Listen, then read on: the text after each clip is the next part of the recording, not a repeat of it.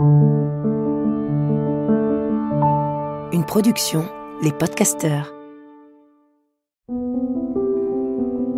Le couple est une grande aventure, une sacrée aventure. Tous connaissons des joies et des peines au sein de nos couples, et tous avons besoin d'éclairage. Et il n'y a pas d'école pour cela.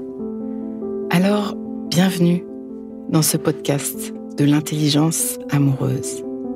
Je suis Florentine Dolnoy-Wang et je vais vous donner la main le long de la voie du couple, cet univers passionnant, complexe et unique en son genre, qui nous envoie dans le meilleur comme dans le pire. Passionnément, j'apprends, je crée et je transmets des outils pour ouvrir toutes les possibilités de l'amour en nous et entre nous, pour laisser l'amour faire son travail et nous ramener à nous-mêmes, pour nous aider, tous et chacun, à fertiliser l'espace du couple. À chaque épisode, je répondrai à une question. Viens me la poser sur Instagram, l'espace du couple. À nos amours. Pourquoi le ton peut-il monter si vite et si fort en couple ? Un de nos grands challenges pour devenir relationnel, c'est de faire évoluer notre biologie du conflit. Nous sommes équipés d'un système nerveux incroyable qui est, entre autres, en charge de notre survie. Une partie non verbale qui scanne l'environnement à longueur de temps, 24 heures sur 24, à travers nos 5 sens donc, la vue, l'ouïe, le toucher, l'odorat, le goût, à la source d'une multitude de fonctions automatiques comme la respiration et toutes les autres fonctions autonomes, faire battre le cœur par exemple, sans que nous ayons à y penser. Dans la relation, ce système nerveux est câblé pour être très attentif aux signaux comme les expressions faciales, le contact visuel, le ton de la voix, les postures corporelles. Combiné avec le cerveau limbique, il s'émeut, réagit et prend des décisions en fonction de ses sensations. Son travail est de nous maintenir en sécurité. C'est pourquoi il est toujours en train de chercher à repérer le danger. Il a une cartographie des dangers potentiels. Une odeur de fumée, il s'alerte. Un bruit fracassant, du froid intense, il s'alerte. En fait, par tous mes canaux sensoriels, par tous mes sens, je suis en train d'être un radar avec une seule mission, une seule question, savoir est-ce que je suis en sécurité ? Mon système nerveux se souvient aussi de toutes les expériences négatives qu'il a soigneusement enregistrées, archivées depuis ma naissance. Il a catégorisé soigneusement les gens et les situations en dangereux ou pas dangereux, agréables ou nuisibles, bons ou mauvais. Mon système nerveux n'a pas le sens du temps, pas de montre, pas de calendrier, pas d'ancrage spatio-temporel. C'est pour ça qu'un film d'horreur peut me faire hurler, par exemple, ou sursauter. Il va vivre la situation live, sans aucun recul. Et nous avons aussi, dans le cerveau, notre cortex, là où est logé Sapiens Sapiens, le siège, entre autres, de la raison, du langage, de mes capacités à penser le monde, à mettre en perspective, le siège de la conscience, de mes capacités d'empathie, de la compréhension, de mon sens des responsabilités, du contrôle de soi, de l'évaluation des conséquences, etc. C'est mon cerveau pensant, logique, rationnel. C'est dans notre cortex que se logent les règles comme « tu ne tueras point » et autres lois humaines et sociales. Mes valeurs. Il est mon cerveau pensant. Alors, en cas de grand danger, si par exemple, là tout de suite, un tigre entrait brutalement dans la pièce où je me trouve, mon système nerveux central enclenche 2 réflexes. Il va envoyer un signal pour que je m'inonde d'adrénaline, de noradrénaline, de cortisol, ce qui va activer ma réponse musculaire, mobiliser mon organisme par l'accélération cardiaque, et ce shoot de cortisol, l'hormone du stress, va me faire un focus total. Je vais alors, comme dans le règne animal, fuir, attaquer, me figer ou me soumettre. Et aussi, ça va prendre les commandes dans ma tête, comme débrancher mon cortex Et c'est une bonne chose. Si je dois fuir, c'est pas le moment de me demander si je peux courir en talons, si j'ai éteint la lumière ou si j'ai l'air ridicule. Il faut juste que je cours vite et loin. Ce réflexe archaïque est en charge de ma survie et le fait bien. Mettre sur pause notre cortex en cas de grand stress permet de court-circuiter la pensée pour apporter une réponse rapide, ce qui peut vraiment sauver la vie. Mais ça peut manquer de discernement. C'est construit de mémoires archaïques, héritées de notre histoire depuis la naissance, pas toujours bien actualisées. Alors, vous êtes-vous déjà dit suite à une dispute « J'ai pété les plombs. Un fusible a sauté, j'ai disjoncté, je ne sais pas ce qui m'a pris. » Dans vos échanges avec votre partenaire, le système nerveux et le siège de vos émotions sont énormément sollicités parce que il y a toutes vos mémoires affectives, vos psychiatrices, tous ces enjeux entre amoureux.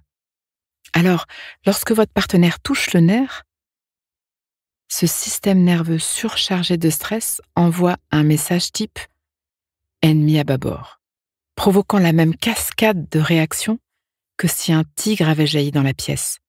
Vous êtes passé en mode fight for life. L'autre est devenu l'ennemi à combattre. Les pupilles se resserrent, le ton monte, les gestes se chargent, les traits de votre visage changent.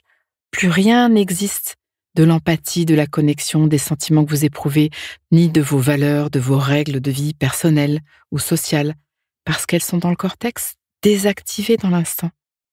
Vous êtes en état dérégulé, en mode survie. Votre petit Brutus intérieur a pris les commandes, fait accélérer votre cœur et déverse dans l'organisme des flots d'hormones qui vous préparent au combat ou à la fuite.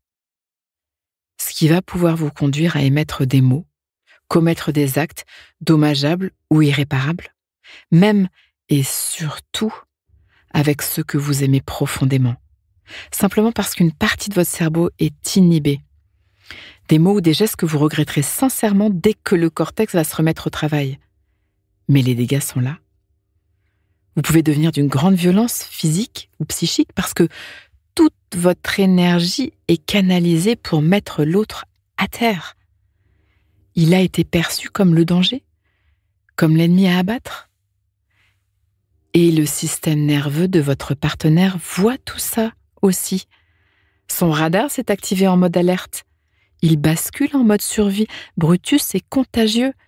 Ça fait ennemi à tribord. La dérégulation est contagieuse, de la même façon que la régulation l'est d'ailleurs. Imaginez le tableau.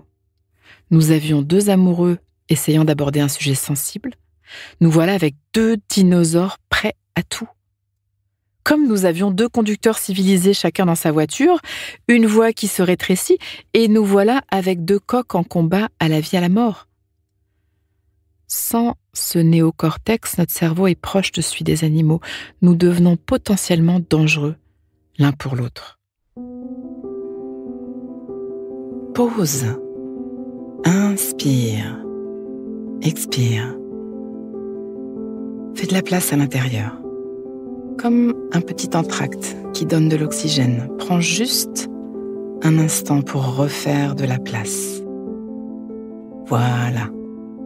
J'y reviens. Ne prenez jamais de décision irrévocable sous l'emprise d'une émotion passagère. Vous avez compris, elle ne serait pas intelligente. Vous n'avez plus votre cortex. Choisissez de ne pas continuer à échanger quand vous êtes déclenché comme ça parce que vous n'êtes plus vous-même, potentiellement dangereux, toxique. C'est tout simple. C'est une question de physiologie. Mon conseil aux couples, et à tous d'ailleurs, c'est de quitter la discussion dès lors que vous sentez que l'un ou l'autre disjoncte. Non pas pour fuir le sujet, on y reviendra au sujet, mais bien pour protéger le lien, la sécurité avec l'autre, la santé de la relation. Stop, pause. Nous ne sommes pas tous égaux devant Brutus. Certains d'entre nous ont un sang-froid remarquable, techniquement des liaisons synaptiques super performantes. D'autres sont plus réactifs, soupe au lait. La fatigue, la faim, la douleur, le cycle hormonal, l'insécurité influent aussi sur notre réactivité. Une bonne nouvelle tout de même dans ce monde de Brutus. Nos cerveaux sont d'une plasticité incroyable. La capacité à rester zen s'entraîne, comme un muscle qui se muscle. C'est pour ça que, dans l'accompagnement à nos amours, je commence toujours par vous faire travailler sur ces réponses neuro-émotionnelles. C'est un travail indispensable pour devenir relationnel. Et c'est un travail qui passe par soi d'abord. C'est un incontournable dans l'intelligence amoureuse. Il est inutile et illusoire de penser que nous réglerons quoi que ce soit dans la relation lorsque nous sommes activés dans ces modes Brutus. Nous ne traitons pas avec la bonne partie de notre cerveau. Tout ce qui peut arriver alors, c'est de la bouillie relationnelle. Et nos liens en pâtissent. Et ça fait des morts. Et ça fait surtout des mortes. Nous pouvons nous entraîner à vivre notre relation depuis notre voix haute, celle de nos aspirations, de notre potentiel, de notre grandeur, et à utiliser de moins en moins l'énergie de notre tronc cérébral, notre voix basse, celle de nos grandes peurs et de nos rétrécissements, qui fait de nous des brutes, ou à tout le moins, des êtres arelationnels. C'est même un devoir. Ça commence par moi, ça commence par toi, ça commence par nous. Il y a tellement de possibles avec la régulation, avec la co-régulation, avec tout ce que nous offre la théorie polyvagale et toutes ces pratiques ancestrales combinées. C'est presque un scandale que nous en soyons encore réduits à nous pourrir la tête, à nous conduire comme des animaux, à nous complaire dans cette violence relationnelle dont nous sommes co-responsables. Vous venez ? On le change ce monde ? À nos amours. Pause. Donnons-nous le temps, quelques instants, pour intégrer. Prends le temps d'une respiration. Inspire. Expire. Et sens. Branche-toi sur ce que tu vis à m'avoir écouté. Tu vas terminer cette phrase. Une chose que je comprends pour ma vie amoureuse, présente ou passée, c'est: et ce qui me touche le plus là-dedans, c'est: décompte et laisse-toi récolter ce qui vient. Tu peux aussi noter une phrase, un mot, une image, une idée qui te viendrait là, maintenant à l'esprit, pour l'ancrer, pour plus d'intelligence amoureuse. Le cœur est un muscle qui se muscle. Ce podcast est écrit et exprimé par Florentine Denoy-Wang, produit par les podcasteurs et mis en musique par Laurent Aknin. Pour approfondir ensemble et découvrir d'autres ressources, rendez-vous sur l'espaceducouple.com. Si vous voulez soutenir notre programme, abonnez-vous, mettez des étoiles ou des cœurs, partagez autour de vous et rejoignez-moi sur la page Instagram L'espace du couple. À vos amours.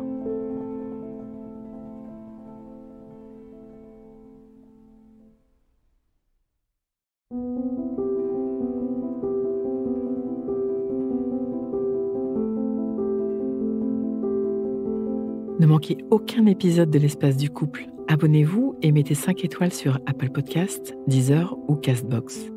À nos amours.